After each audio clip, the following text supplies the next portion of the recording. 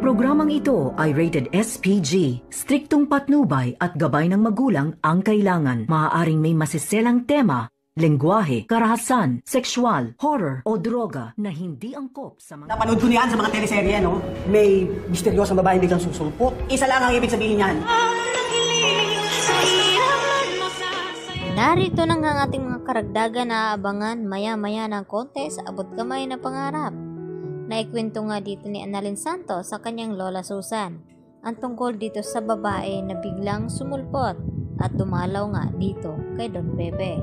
At ipinagtataka dito ni Annalyn dahil para bang close na close sila at kilala ang buong pamilya ng Tanyag. At dito nga nahinanap ng babaeng itong si Zoe, kung nasaan daw itong anak dito ni RJ na hindi maganda ang pag-uugali nito. At anong sagot naman dito ni Annalyn dito sa babaeng ito na busy-busyhan daw itong si Zoe at hindi nga mahagilap kung nasaan nga ito. At maya-maya nga dito naman na kinausap din ng masinsinan ni Annalyn ang kanyang lolo Pepe at natuwa nga ito dahil may isang taong dumadalaw sa kanya at kinakamusta ito. Samantala, palakad-lakad naman ang babaeng ito dito nga sa loob ng Apex Hospital hanggang sa napansin niya itong si Giselle at dito naman niya na nilapitan at sinabihan na kung ano-ano at kung sa US nga daw ito mangyari ay may posibilidad na makulong daw itong si Giselle.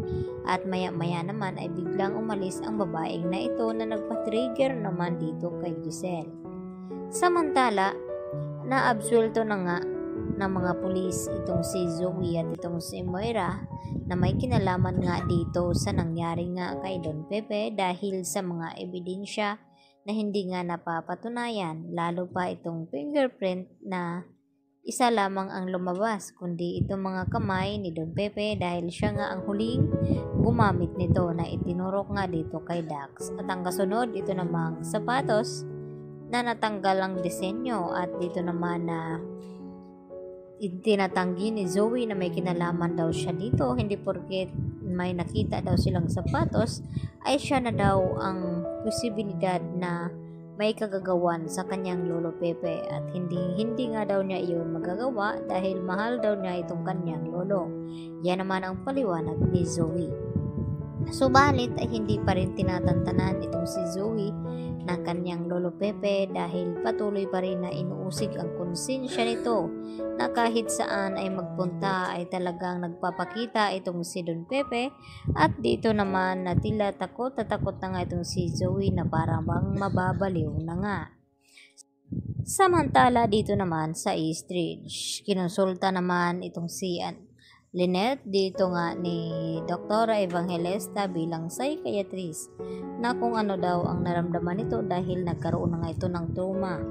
Bago pa lalala ay kinakailangan magamot na nga ito. Yan naman ang sabi dito ni Dr. Enriquez kay Carlos upang makausap ang kanyang asawa na si Lynette dahil concern nga daw itong si Dr. Enriquez dahil kaibigan niya ng close itong si Lynette. Kaya sinabihan ni Carlos itong si Lynette na kinakailangan maagapan agad itong kanyang takot na naramdaman ngayon bago pa lalala at mapunta sa pagkabaliw na kahit kung sino-sino na lamang ang makikita dito ni Lynette sa ospital ng East Ridge na mga lalaki ay pinaghihinalaan ito na may kinalaman sa nangyari ngang pangluloob sa bahay ni Carlos at nag-aalala naman ngayon itong si Carlos sa magiging kahinatnan ng kanyang asawa.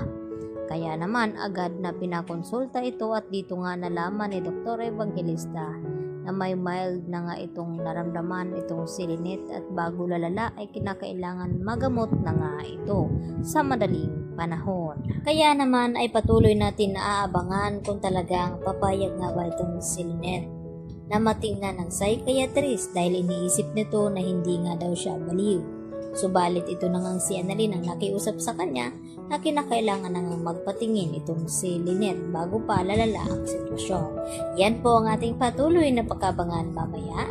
At kung ikaw ay bago dito sa aking munting channel, huwag niyo po sanang kalimutan i-like at i-subscribe ito. At kung ikaw ay naniniwala na hindi nga magkakasundo itong si Justin at itong si Zoe. Like mo video na ito dahil magkakaroon ng katapat itong si Zoe at magkakaroon ng panibagong kakampi itong ating bida na si Annalyn. Yan lang po at maraming salamat sa inyong panonood at pakikinig dito sa aking channel. Bye!